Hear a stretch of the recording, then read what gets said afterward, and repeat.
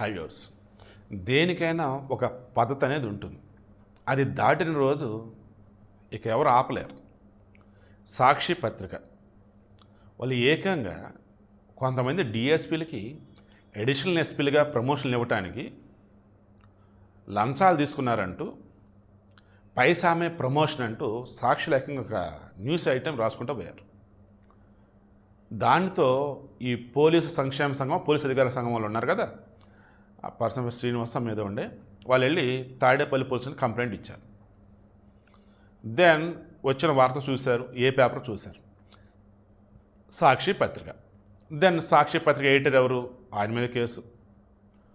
దీనికి సంబంధించి బ్యూరో అంటారు, అంటే ఏపీకి సంబంధించి కాబట్టి ఏపీ బ్యూరో చీఫ్ వాళ్ళు, ఈ న్యూస్ కవర్ చేసిన స్టాఫర్ అని ఉంటారు, రిపోర్టర్ వాళ్ళు, ఇప్పుడు వీళ్ళ ముగ్గురు మీద కేసు పెట్టేశారు.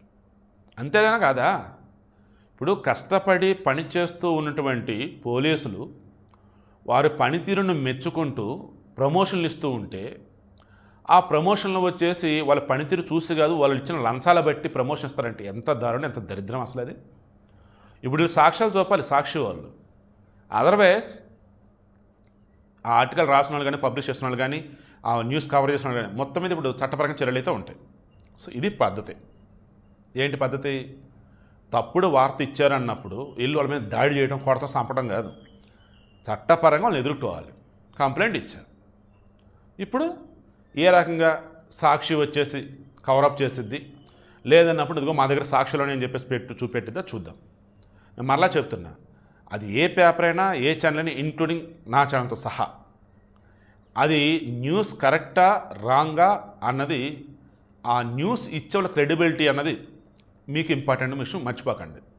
అండ్ ఈవెన్ సమ్టైమ్స్ నేను కూడా ఏదైనా తొందరపడవచ్చు, పొరపాటు ఉండొచ్చు, సరిదిద్దుకోగలగాలి. అదర్వైజ్ ఇంకెందుకు వార్త ఇవ్వటము? బురదలో పంది నేను ఒకటే అన్నట్టు కదా, దానికి నచ్చినట్టు దొరిలాడిద్ది, నన్ను నచ్చినట్టు వార్త తెచ్చుకుంటూ పోతా, ఎలా అవుతుంది ఒకటి?